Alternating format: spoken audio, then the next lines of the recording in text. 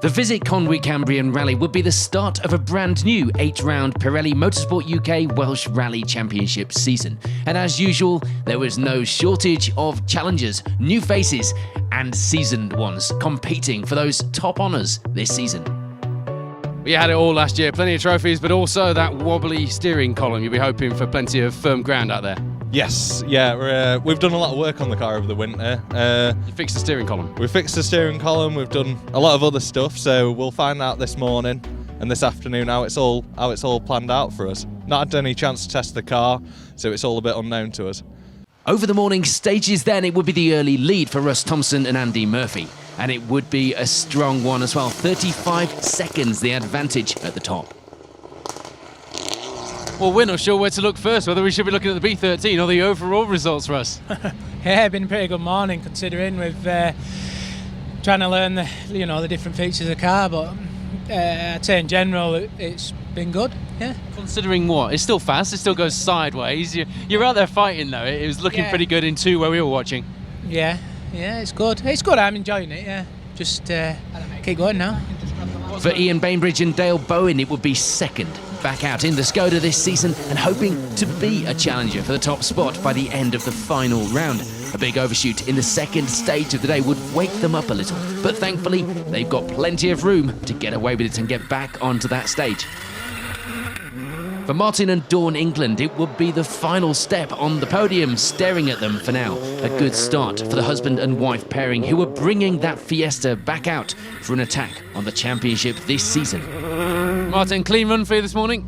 Yeah, not too bad at all. No real problems on the stages, just the traffic getting to them, that's all. Well, you can live with that? Yeah, for sure. No, if we can maintain the position we've got, we'll be happy today, for sure. You've got a long way to go. Very much so. Tom Llewellyn and Peredur Davies were no strangers to good results, having put in a strong performance in the championship in 2019. They lead the way in the W6 class at this stage, lying in 4th on the overall leaderboard.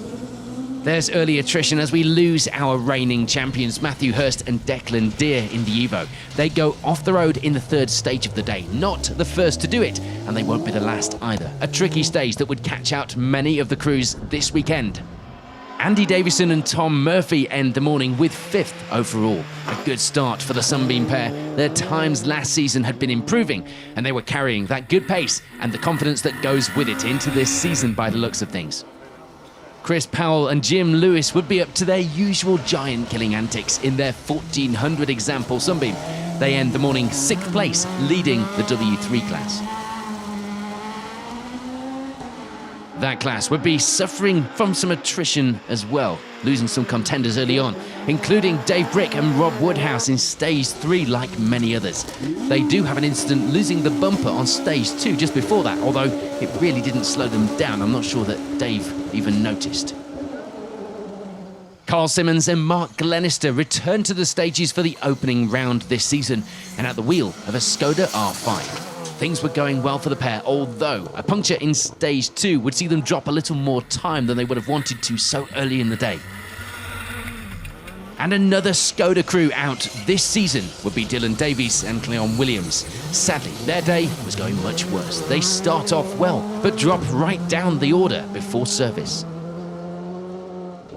For Martin Andrews and Stephen Greenhill, it will be 2nd place in W13. The Subaru pair also lying in 8th place on our overall leaderboard.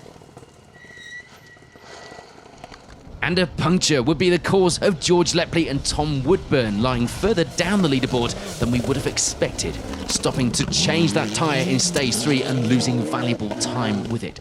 Thankfully, one of the faster crews when it comes to changing a wheel, so they didn't lose as much time as you might expect. And rounding out the top 10 leaderboard at this stage in the Welsh Championship would be Perry Gardner and Andrew Sankey, leading the way in the W4 class as well at this stage and clearly going well in that Fiesta. The morning stages, though, would see us lose another crew, Damien Prats and Mike Wilding, retiring from the rally. As you can see, pushing the car hard up until that point that they had to retire. A look then at some of the class positions outside of that top 10 leaderboard, and it will be 3rd in the W6 class for Nick Elliott and Dave Price.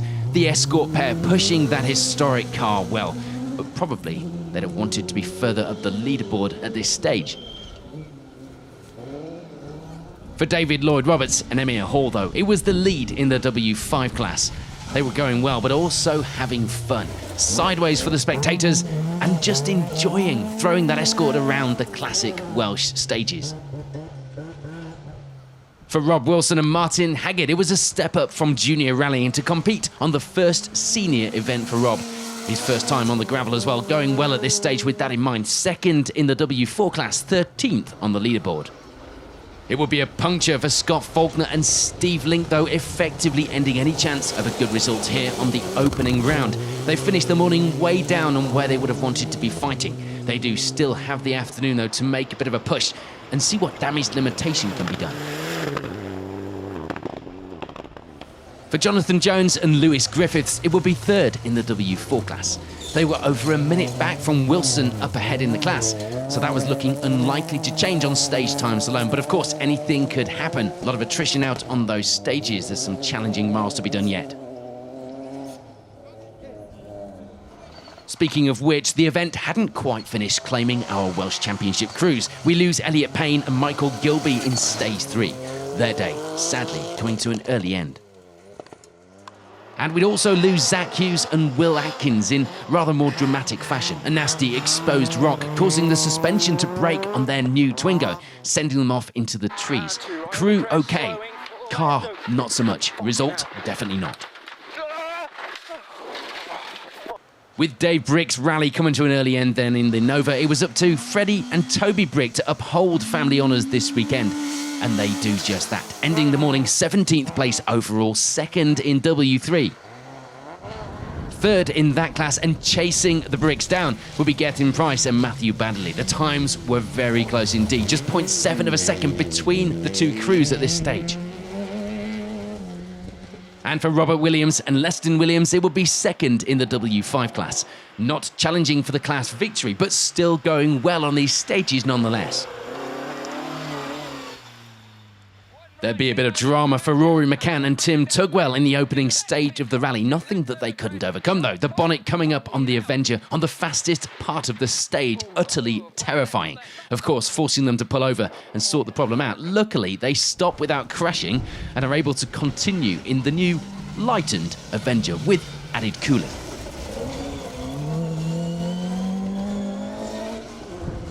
And rounding out the class results here on the opening round so far were James Dunkley and Colin Jenkins, the only crew in the W2 class. So that position at least was safe for them. A finish though, well, that's not so safe, is it?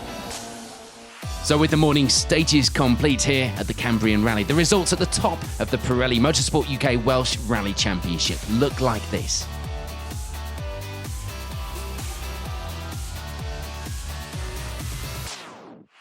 We're on to the afternoon stages then here on the Visit Conwy Cambrian Rally, and it wouldn't be the finish that Rory McCann and Tim Tugwell would have wanted, particularly after their heroics when a bonnet came up earlier. But it was a finish nonetheless in the Avenger, 21st place overall.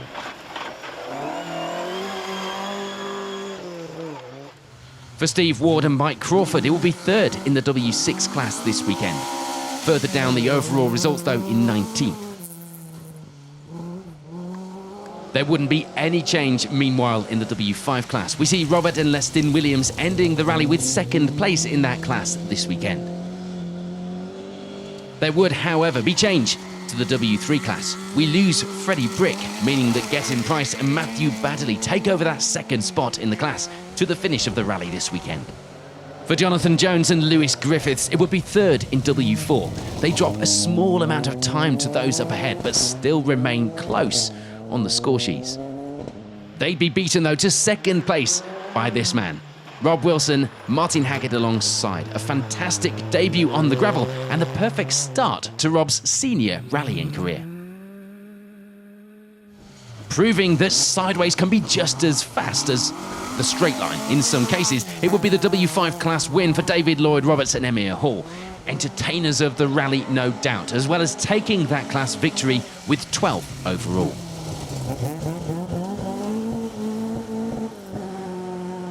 Perry Gardner and Andrew Sankey would drop just outside the top 10 through the afternoon stages, but only just. The pair maintaining the lead in the W4 class to take victory there. And the reason for that change in part would be a move up the leaderboard for Scott Faulkner and Steve Link. Their comeback in the afternoon going well as we predicted. They take as many points as they can possibly salvage. The class win never really looking in doubt. Chris Powell and Jim Lewis take the top spot in that W3 class here on the Cambrian. The Sunbeam pair also taking 9th place overall. And just ahead of them on the leaderboard will be Andy Davison and Tom Murphy. Second in the W6 class for the pair, 8th overall in their Sunbeam. It had been a good weekend as well for Martin Andrews and Stephen Greenhill in the Subaru. They take 7th place overall, as well as the final step on the podium in the W13 class. And we're pleased to say that things in the afternoon would go much better for Carl Simmons and Mark Glenister. They managed to take 3rd in the W14 class, as well as 6th place on the leaderboard. Starting the season off just about as strongly as they left the last one, it would be a fantastic end to the rally for Tom Llewellyn and Peredur Davies. First in class, 5th overall, a fantastic result for the Escort pair. Sadly, robbing us of a fight, a puncture in the afternoon would see Russ Thompson and Andy Murphy drop back on the results to 4th. Not the victory that they had come here fighting for, but they did finish, which was more than could be said for some this weekend. And despite that puncture earlier in the rally, it would be a well-deserved and no doubt relieved podium finish for George Lepley and Tom Woodburn. They managed to secure 3rd place as well as the W13 class win in that fantastic-looking WD-40 Evo. It was a successful weekend for Martin and Dawn England as well, seeing them take 2nd place. The times were good, and they beat Lepley to that place fair and square by just over 10 seconds, boding well for a good fight this season. But taking victory this weekend would be Ian Bainbridge and Dale Bowen. A great way to open the score sheets and start their season, throwing their hat in the ring surely as contenders for the championship title at this early stage in the season. So with the action from the opening round of the Pirelli Motorsport UK Welsh Rally Championship complete, here's a reminder of those final overall results. Next up, the championship heads to Rally North Wales. More classic Welsh rally stages, and we can expect some new challengers to join us for the 2nd round of the series. First overall, the first round. It's good to come out fighting, right? Yeah, I'm in disbelief, to be fair. I'm absolutely disbelief. The day was just started off badly. You know, we're 13th overall, 20 seconds down. I couldn't understand where the pace had gone, but yeah, we changed everything at lunchtime, just absolutely everything on the car, and it suddenly come alive. So yeah, live and learn. We're still learning. As it turns out, the pace, the look, it had all gone nowhere. It was right here. Yeah, absolutely. Yeah, that was it. Yeah, it's all in the car, not my fault. Yes. Well done. Yeah, but no, thank you very much. Good. Martin, Dawn, what a day for you. Oh, absolutely. Really surprised us. If you'd have offered this at the start, we'd have bitten your hand off. But yeah, we've just had a good, clean rally, no problems, and more importantly, no punctures. And I think that's been key today. Just keep it. But obviously, we've had to go reasonably fast. Dawn, he would have taken the result you had halfway through the day. So he's just kept getting better through the day. And it's been good inside the car today. Very good. Yeah, very good. Yeah. Good stages as well? Yes, brilliant stages. Yeah. Very rough. Cut up a bit. Cut up. Yeah, very cut up this afternoon. Well, you're in the right car for it. That is a way to get your campaign underway. Yeah, very much so. Very pleased. Thanks very much. That's how to get your campaign off to a flying start, George. Yeah, I mean, in theory, it could have gone a little bit better. We had problems on stage 2 with the spin, down to me, and stage 3 we had a puncture, which cost a load of time with a change. But the rest of it, on the whole, we've had 2 or 3 fastest times and 2 or 3 second fastest, so I really can't be disappointed, let's say that.